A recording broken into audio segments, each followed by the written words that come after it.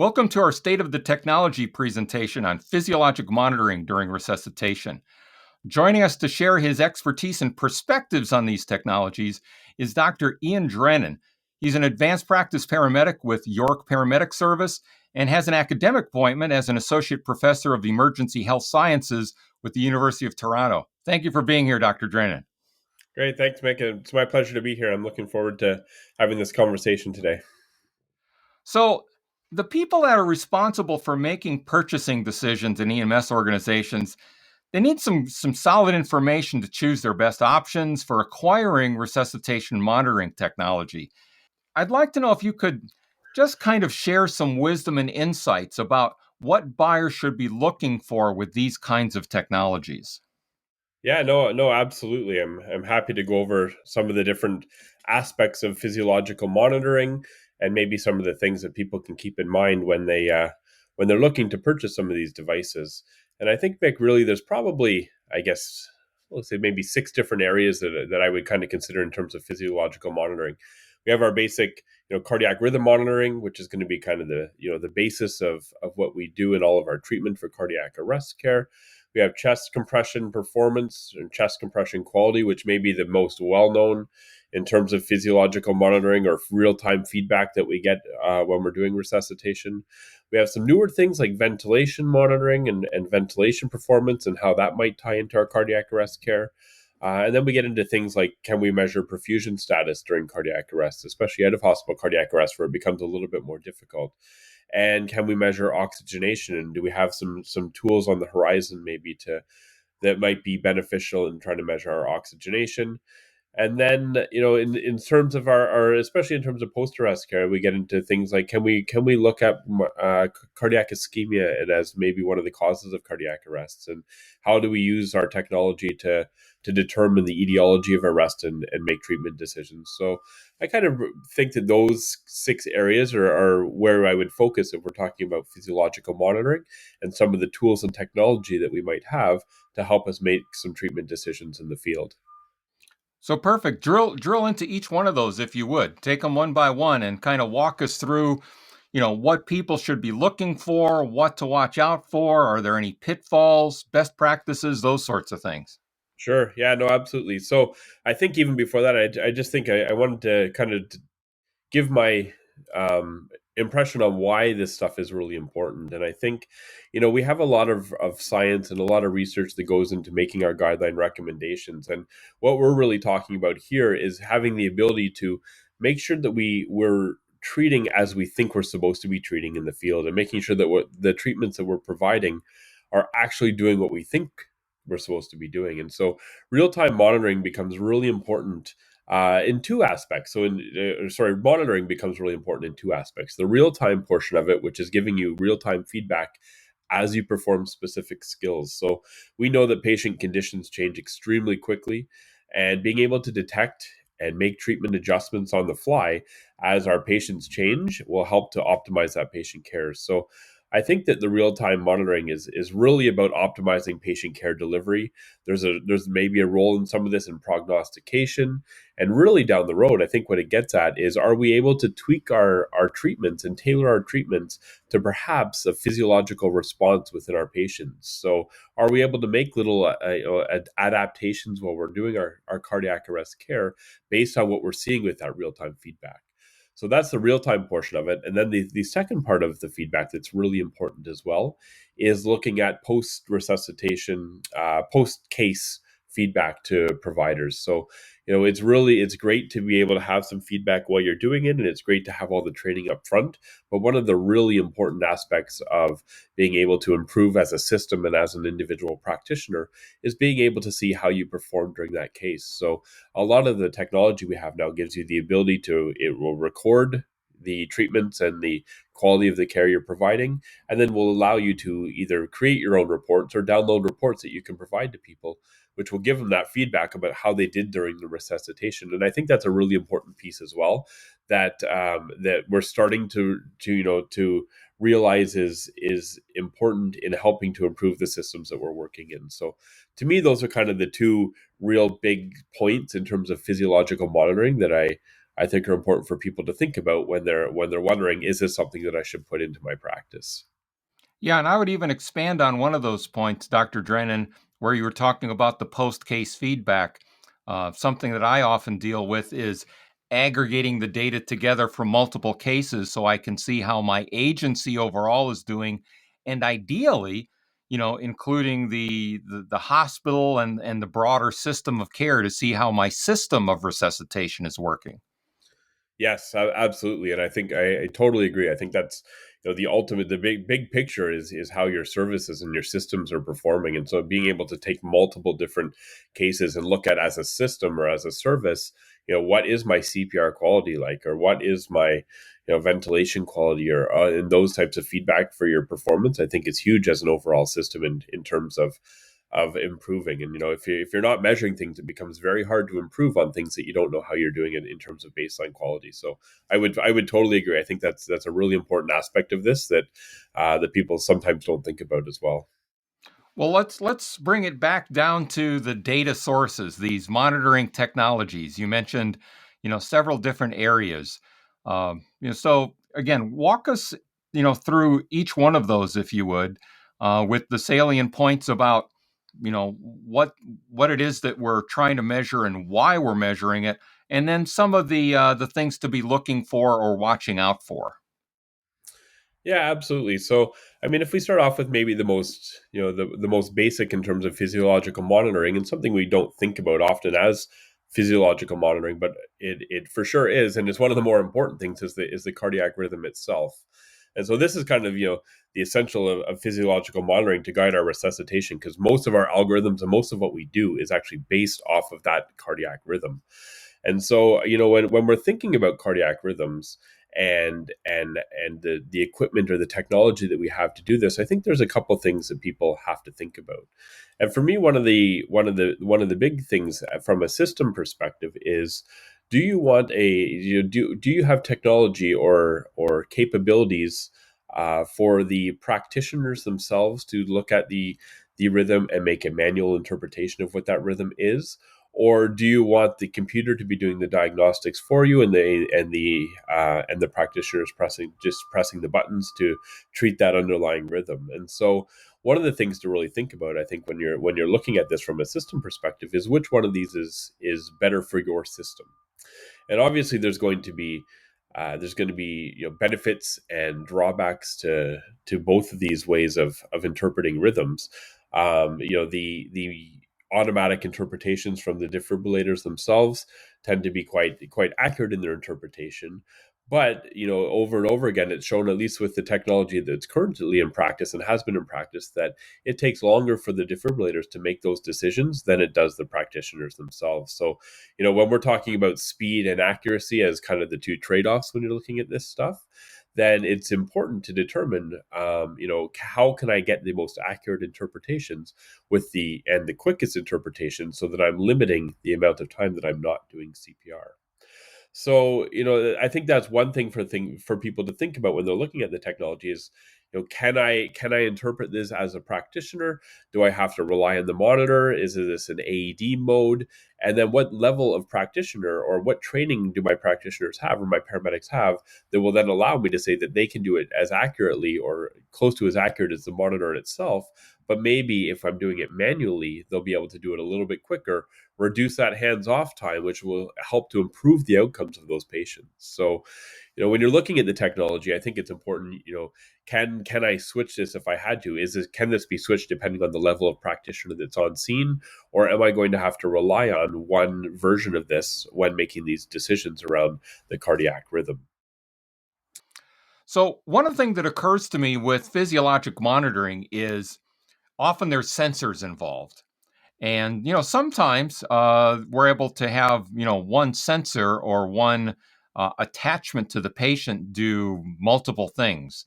Like the example of a defibrillator pad, can monitor the ECG rhythm.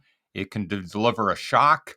It can look at the impedance signal to infer ventilations and a number of other things. Uh, could you talk a little bit about this notion of the use of sensors, how many sensors are necessary, their fragility, and those aspects of physiologic monitoring.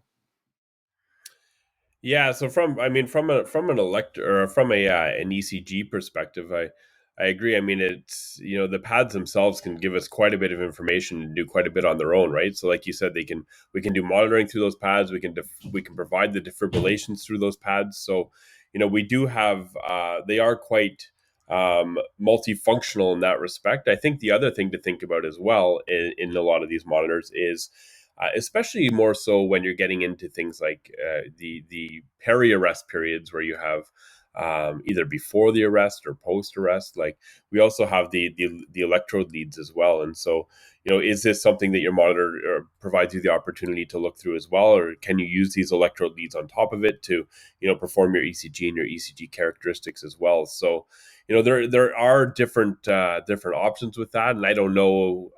There's probably some monitors that still might just have paddles in place, but from a pre-hospital perspective, that becomes less useful as well, right? So we need to make sure that we have the pads.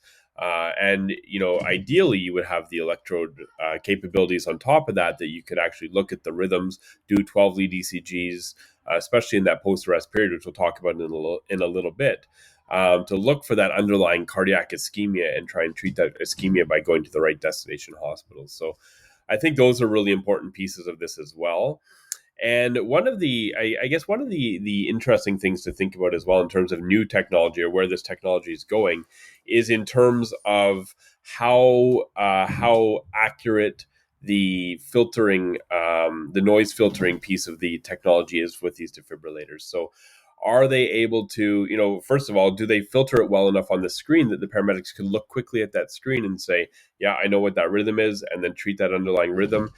Are they more susceptible to interference and where you might have to do a printout, or it might take somebody a little bit longer to make those treatment decisions, because these are going to affect the overall speed at which we can interpret the rhythm and then move on to our treatment decisions. Or in the newer sense of the technology, do these have see-through CPR technology where you can be doing CPR, but you can also filter that out so you can see that underlying rhythm while somebody has ongoing CPR? Again, in theory, now we're able to significantly reduce that hands-off time by allowing someone to make decisions around the rhythm while someone else is doing CPR. So I think that's one of the things people also you may see coming out a little bit more is all of the technology looking to try and really reduce that hands-off time, but still let paramedics see that underlying rhythm. So I see that coming forward. The research on it, I guess we still need a bit more research around that. I think in theory it offers some significant advantages, like we said, with reducing hands off time. It allows you to also see that rhythm, which we make drug decision treatments on as well, right? So typically our drug decision treatments happen based on the rhythm previous, because we don't have a sense of actually what's going on after we would analyze or give a shock. But theoretically, you could use that filtering technology to see that rhythm and make those real time decisions based on the actual rhythm at that time, not the rhythm that we saw previously. So, I think there's some work to be done in that area, but something that we may see more and more of moving forward is the ability to lessen that hands off time and make those real time treatment decisions by being able to press a button, filter out your CPR noise on the monitor, and really see what's going on with that underlying rhythm. How about some of the other physiologic signals? I mean, we've been talking a lot about the ECG signals, whether it's rhythm monitoring or looking at multiple leads for signs of ischemia. But what are some of the other physiologic parameters that you think have some utility during the course of a resuscitation? Yeah, absolutely. And I was going to try and not talk as much about this ECG one, because I think there's some other big ones to talk about as well. But there's so much to talk about and kind of dive into each one of these aspects. So I guess the other two that I would think about as kind of maybe a package would be the cardio, the CPR ones. So chest compressions, and we'll talk about ventilations as well, because ventilations is kind of the lesser known piece of this. Chest compression quality and chest compression feedback is been really a cornerstone of our therapy it's a cornerstone of CPR, of resuscitation therapy. And it's been one of the most heavily studied areas of this whole of resuscitation. So over the last little while, we've really seen significant advancements in our ability to give chest compression quality feedback to paramedics and other providers in real time during the resuscitation. So, one of the things I think to think about in terms of CPR quality is, again, and this I think comes down to a lot, is if you're not measuring your CPR quality, it becomes very hard to know if you're doing the quality or CPR as you're supposed to, according to the HA guidelines, right? So the HA put out these guidelines. There's lots of research behind the CPR that's mentioned or identified in the HA guidelines. We think we do a good job of it, but until you really measure that, it becomes very difficult to know if you're actually doing what we think we're supposed to be doing. So in terms of CPR quality, I mean, you can get into, at a minimum, I think, you have metronomes. You can get built-in metronomes to your defibrillator. You could use cell phone metronomes. You can use standalone devices. But at a minimum, I think having some sort of metronome device at least provides some indication that you're giving the correct rate when you're doing CPR quality. So if we're looking at just rate, at a minimum, you get a metronome on, and inevitably, if at least in my experience working in on the road and doing resuscitations, inevitably when you put that metronome on, uh, whoever was doing CPR at whatever rate they were doing it at, it becomes very hard to not follow the metronome when you hear that beat in the background, right? So, as that metronome is on, even if they were doing really CPR that was way too fast or way too slow, inevitably it starts to creep into that range you're looking for just by putting that on in the background. So, I think at a minimum, that is technology that people should be using, is something just to help make sure that we're doing CPR the way we're supposed to. On top of that, there is other ways. There's accelerometer devices and other devices there. You can start to measure other things as well. Like you can get the depth of your chest compression, so you can make sure you're in the target depth. So you'd have depth, rate. You can get overall quality indicators. You can get measures that are thinking about how long your pauses are, so it'll make sure that you don't forget to get back on the chest, especially around those shocks. So you can start to get into a little bit more advanced technology, which is going to give you a little bit more feedback in terms of what you are doing with your chest compression quality. The other nice piece about this is that in addition to that real time feedback, of course, you can then take these, and which we talked about before, and you can look at that post case review to see, all right, how was my chest compressions during that? Were there times where my chest compressions lagged a little bit? Were there times where I had pauses that were too long, or did my depth suffer a little bit? So it becomes really a valuable tool for training and reflection for the practitioners and for services, like you mentioned, Mick, in terms of really looking to see what kind of chest compressions were done. So I think that's probably one of the more commonly known physiological monitors, is with the chest compression quality feedback. And there's different options, like I said, out there for people to really look at. But I think this one is really important for people to have ongoing within their services, just to make sure that the quality of chest compressions as that underlying thing that we know you have to do properly during resuscitation is happening properly.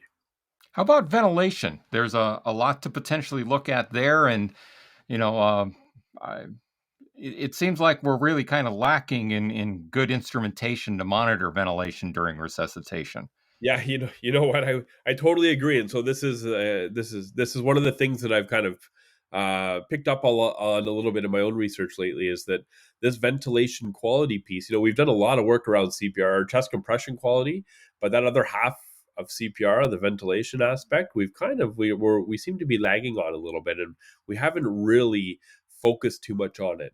Now, I think part of that is probably because we really haven't had good technology to be able to monitor that, so it becomes a little bit harder to really focus on it. So ventilation quality is extremely important to measure. I think we're just starting to, again, I think we've known that it's important, but I think we're just starting to really focus on it again, right? So if you're hyperventilating your patients, then all of a sudden you get into problems with increased intrathoracic pressure. You're going to get decreased venous return, you get decreased cardiac output, decreased perfusion. So it becomes counterproductive to the CPR that you've been trying to perform so well, and the CPR or the chest compressions that you've been monitoring, if you're over ventilating your patients. So you get lots of problems with that. You're going to start to inflate the stomach. You can get increased risk of regurgitation and aspiration. So we know that there's lots of problems with hyperventilation. And then on the other end of the spectrum, with hypoventilation, you get into further problems where you can you can get into further aspects with hypoxia and ischemia. So being able to properly ventilate it, I think, is really important. It's something that we need to focus on a little bit more. So, Yeah, so well, we have the CO2 channel to work with. Could you elaborate a little bit about, some of the ways that you can use that CO2 channel? And, you know, uh, the my understanding is we've got two basic ways to do it. We've got a side stream analyzer and a mainstream analyzer. Maybe talk a little bit about the pros and cons of each of those alternatives for CO2 monitoring.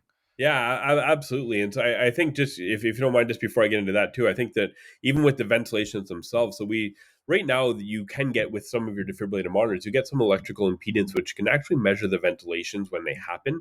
It'll give you an idea of when the ventilations happen. One of the problems you find, though, when you look at those post-case reviews, is sometimes the electrical impedance with the ventilation monitoring, just something to be careful of, is a lot of the time they'll pick up random ventilations where you're like, there's no way I ventilated in that space.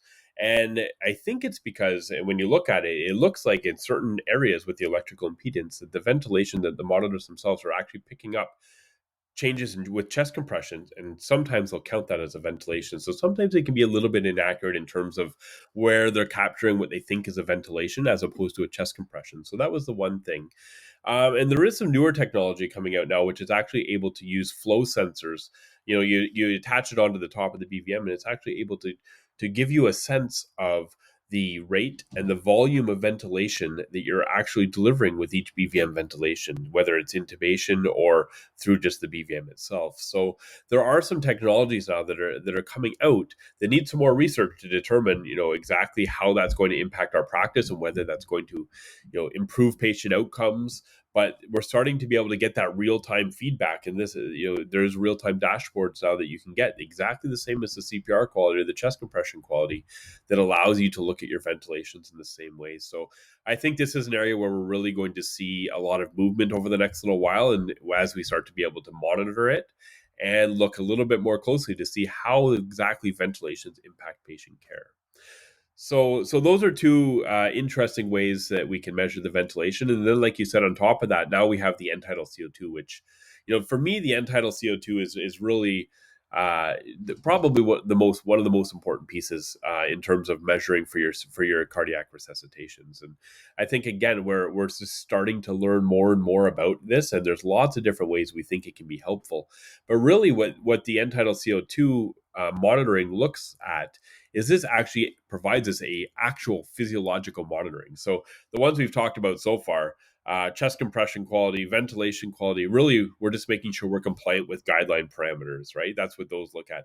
The end tidal CO2, we're actually measuring something physiologically based in the body that can be impacted by our treatment. So, there's lots of different things we can look at in terms of CO2, and I think we're just starting to realize exactly how this is going to impact our care. So, the one thing we know is when you intubate somebody or put it in a supraglottic airway or advanced airway, you should really have on there, in our areas, it's a must that you have on there an end tidal CO2 at the end with waveform capnography, so that you can see whether you've intubated in the right spot or your advanced airway is working properly.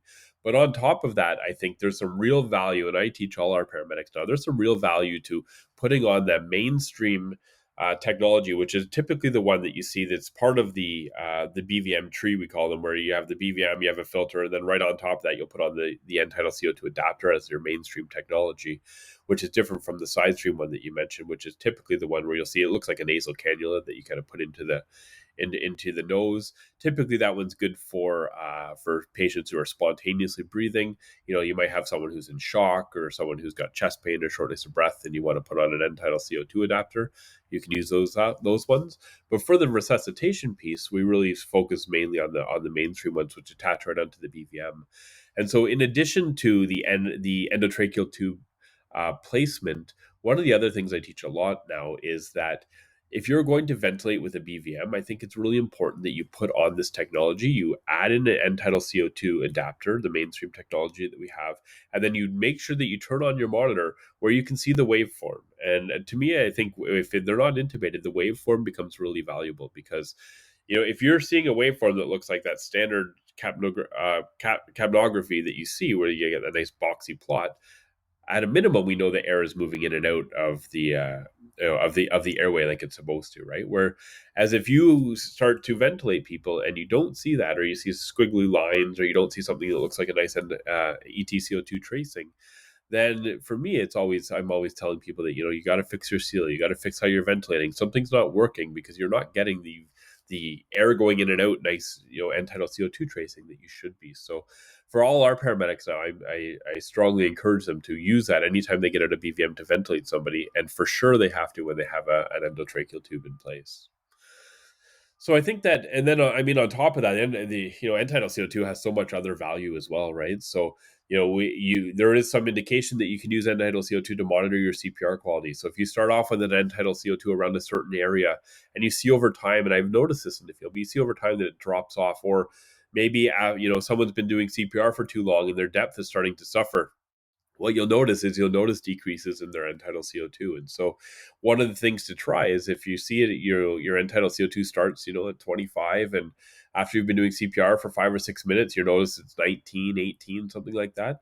That might be an indication that you need to start pushing a bit harder on the chest. Maybe the person doing CPR is tiring. Maybe the rate has changed, but something has changed that's caused that to decrease. So it's a great tool to help people keep focus on what they're trying to do, which is to push fast and to push hard on the chest, and make sure that they can try and keep that end tidal where it was when you started. So I use end tidal CO2 values a lot for that. There's indications that if you see those massive jumps in end tidal, that's your first indication that you may have perfusion or a ROSC back. So another really important indication for it. And then there's also prognostication pieces where, if your end tidal is really poor and you've been doing ACLS interventions for 20, 30 minutes, there's probably a good sense that this patient probably is going to have a poor outcome or a poor prognostic outcome. So, the exact numbers around that, I think what we don't know yet in terms of the science behind end tidal CO2. But if you have, numbers in the IHA guidelines, so we'll quote less than 10 after 20 minutes, that's usually indicative of a really poor outcome. And so you can use that in addition to some of your other things that you would use on the road to help make those decisions around, what are the likelihoods that I should continue resuscitation in these patients. So end-tidal CO2 is a fantastic physiological monitor, maybe one of the only ones we currently have that's actually physiological based. And something that I think is a really, really, really important tool for people to consider when they're looking at technology that can help in your resuscitation. Are there other physiologic parameters outside of ECG, maybe the accelerometer signals, impedance, again from the ECG and end-tidal CO2? Are there any other parameters that are helpful to monitor? Yeah, it's a good question. I think one of the things, I guess the piece we haven't really talked about in the terms of physiological is what do you do with the oxygenation side of it, right? Like can you measure oxygenation and to a certain degree perfusion, because you can only with the non-invasive oxygenation monitors like SpO2 monitors, it really only works if you have that combination of oxygen and perfusion. So when you don't have the perfusion piece in there, it becomes a more of a limited tool, I'd say. So, I think during a cardiac arrest, your SpO2 sensor on the finger becomes less valuable. It's unreliable, so it doesn't really provide you with a lot of information in terms of how to impact your care. You could always throw it on, and if you see a signal coming back, there's just another indicator that maybe you have a pulse back, right? So if all of a sudden you see a nice pleth waveform from your SpO2 monitor and you get a nice SpO2 value, then potentially that's just your indication that there's perfusion to that finger if that's where you have it, right? So during the arrest, I'd say there's probably there's not much value post arrest or help you to determine whether you have a pulse back. There might be some value there. One of the more interesting areas as well in terms of oxygenation and perfusion is there's a body of research, and again it's not conclusive, and I think that we need to do more work in this area, but there is a body of research looking at near infrared spectroscopy, or NIRS technology, which is basically like using in simple terms, it's like taking that SpO2 technology and applying it directly to the actual brain tissue itself. So you can get non-invasive sticky pads that you would apply to somebody's forehead, and it can actually measure the oxygen delivery or perfusion that's happening in the brain tissue itself. And if you think about it, the reason why I think it has such interesting promise behind it is that's actually what our goal of resuscitation is, right? So when we're trying to do chest compressions to a certain depth and a certain rate, or when we're trying to say, good end titles are better because it means your perfusion is better. Really, our ultimate goal is we're trying to get oxygen delivery and waste removal and perfusion up to the brain. And so I think this becomes a bit of an interesting target for us, in that if we can say during the resuscitation that we've perfused the brain really well over that time, then maybe this becomes another, a physiological based tool that we can use to say the brain perfusion was really good during this time. We think that that might lead to a better outcome, right? Or if the brain perfusion is good, maybe I don't need to give as many drugs, because again, we're giving epi to improve the perfusion to the heart and the brain. But if it's already there, maybe we don't have to give that standardized approach. Maybe you give the drugs only when it falls a little bit or something like that, right? So I think there's a lot of different aspects of this we could use, but it's definitely an interesting tool. But like I said, I think that the research has to be continued in that area just to see exactly how it might play into the resuscitation, but definitely some promise in that area as well. Well, fascinating stuff. We all want to measure what we're doing so we can improve, and physiologic monitoring are our primary instruments for doing that. So, important topic, really useful insights. Ian, appreciate you spending a little bit of time to let everyone know as they're considering their technology options. What should they really be focusing on? What should they watch out for to help inform a good investment decision in these technologies and make sure it's being implemented properly. Thank you very much.